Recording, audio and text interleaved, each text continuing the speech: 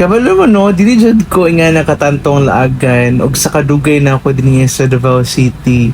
Karon lang sad ko usab naka-participate or nakatan-aw og Kadayawan Festival or any event din sa Davao City.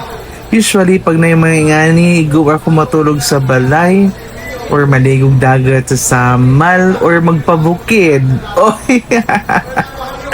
May naman pangyo din na ay nga naman sad mo mga taga Davao oy. Pero di nga man di ay siyang experience din pero di niya lang good ka nalipong good ko no kay ka nang sa kadaghag taog sa kainit sa panahon.